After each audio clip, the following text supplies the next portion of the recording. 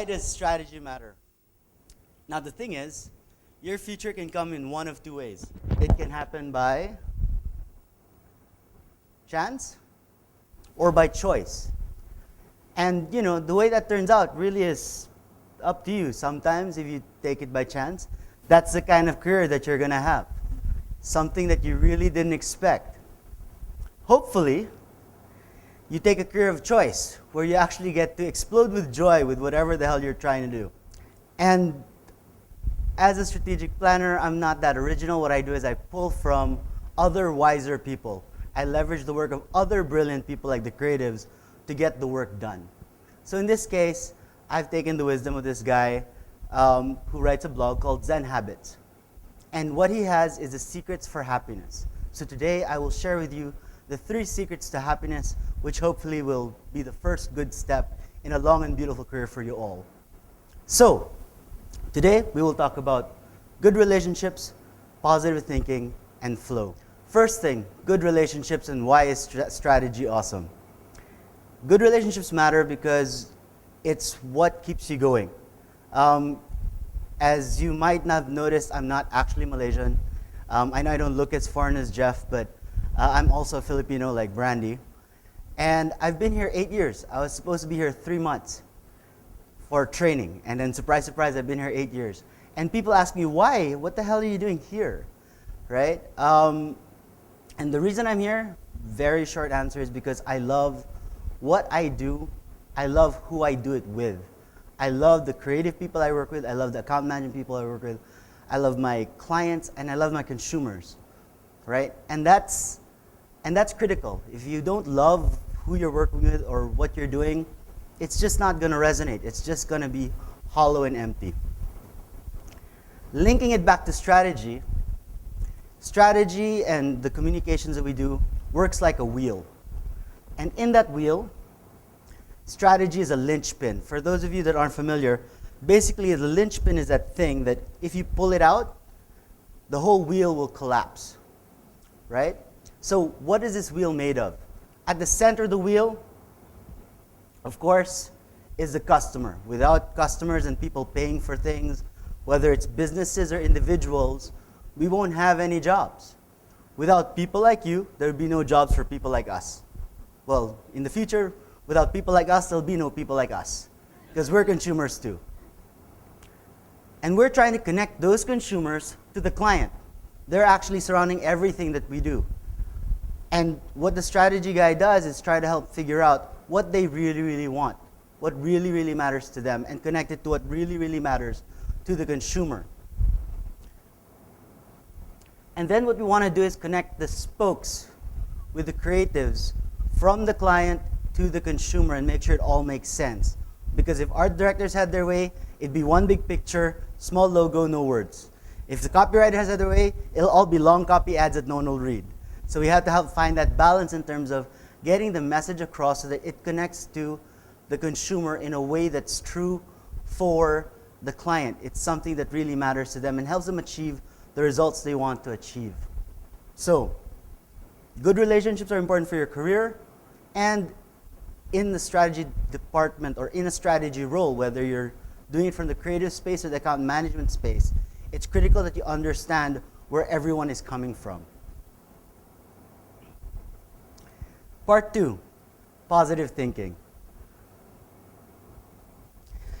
What strategy people do, or what the role of strategy is, it's about connecting the dots so that it starts to make sense. And then the next part of it is leading the way so that people get to where they need to go. In my framework of strategy, there's a few critical P's, right? The first one is perspective, having the right view of the world. Then the next one is purpose, knowing where you want to go, and then the path, finding a sensible way to get there. And in that space, right, the first thing you need to do is have a big imagination to figure out what the possibilities are, right? Being able to see what the world could look like. And I found a very inspiring example of someone who does that very, very well. So our guide for today shall be Calvin of Calvin and Hobbes, because that young gentleman has got it all figured out. That kid has tons of imagination. And that's one of the key things that you need to be good at when you're doing strategy. Because the first part is being able to see something that nobody else can see. Understand the world in a way that other people don't understand it. So we will follow this genius and learn from him. What does Calvin do well? Calvin is very good at understanding the facts and using them to his own advantage. Sometimes he doesn't even use the facts. He goes straight to the insight about what's going on in his world and applying it to what he needs to get done. The other thing that Calvin does well is he doesn't just think outside the box. He changes the box to whatever the hell he wants it to be.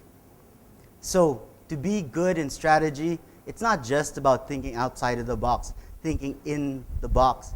It's about being able to think about and imagining different kinds of boxes. This first box is a very, very important and powerful box. This box is the box of the time machine. As a strategist, what you have to do is understand the past and learn from it. Get a context of what's happening now so that it's clear what's going on. But the most important part of the time machine is to be able to move forward in time and imagine a future that doesn't exist yet and then figure out how to get there. So, again, strategic planning is a job title, but strategy as a role is something that you hopefully will all play a role in whatever job you take, whether it's in this industry or not.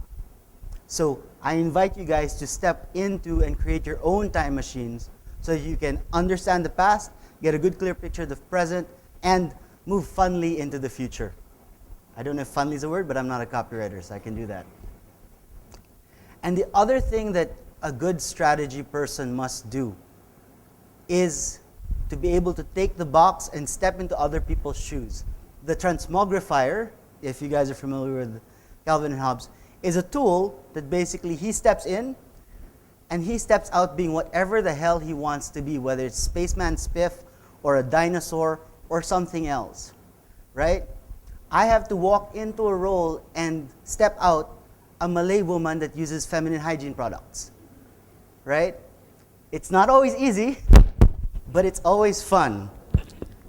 Thank you. So coordination, not important in this job. And so that's what you have to do. In a strategy role, you have to be able to step into the shoes of many people. First of all is your target audience, your consumers. What do they care about? What's going on in their lives? You look at all of them together and you understand what's going on as a culture, as a full context. And then you connect and step into the shoes of the client and envision what their perfect future could be like and try and build towards that. Then you step into the role of the creatives so that you try and understand and connect with them in a way that inspires them and redefines and simplifies what's going on in the world. So hopefully we nudge them in the right direction to come up with work that works. The last topic is about flow. So the third secret to happiness is understanding flow. So what is flow?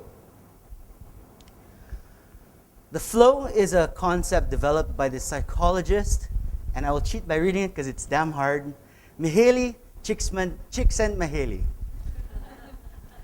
And this is what he said: "We feel most engaged with life when we are involved in mastering a challenge, whether it's sports, arts, or just the act of living every day. This sense of enjoyment we get when our skills match high challenges is what I have called flow." You guys have all experienced it in one way or another.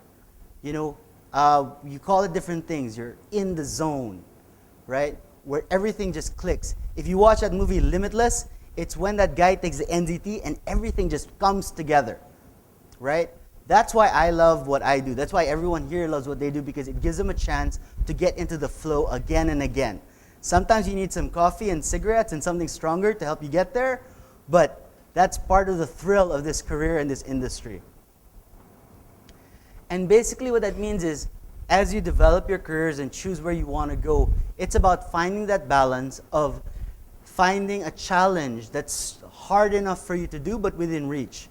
And it's about you guys and everyone increasing their level of skills and expanding their skills so that they can achieve that flow. Finding that optimal point in the upper right-hand corner, which all strategists tend to find is the good space where you're able to do what you want and able to take on challenges that are worthwhile. So, this is an invitation for you guys to consider choosing this industry, choosing this career, whatever it is, but making a choice and charging your mind. If you join this industry, we promise you that you will have the opportunity to use all of your mind. Left brain, right brain, corpus callosum, all of it. And it's a blessing that we're able to do that in this kind of job, because what we get to do is work on a lot of interesting challenges in a creative and business standpoint all the time with a lot of variety. And this is a chance for you to develop big, hairy, audacious goals for yourselves, for your clients, and for your consumers. And develop brilliant ideas that are going to last. Something that's not just a flash in the pan, something that connects with you in the moment and hopefully stays with you for a long, long time. To succeed, one of the critical elements is maintaining a balanced perspective, being able to see all sides of the story so that you can communicate the side you want as well as you can. So, please go forward and take the opportunities that you choose, because the opportunities multiply as they are seized. So go ahead, conquer the future, but as a parting counsel, this is something I think I've made up. As you're trying to choose your careers, how you're going to move forward, right? People talked about wanting to make a lot of money in this industry, which is fine, which is great. But you should choose a career not to make money, but to make meaning. Because the path to happiness isn't in the pursuit of pleasure. Trust me, I've tried it, right? It's actually in the pursuit of purpose. So find something worthwhile to pursue, and good luck. Thank you.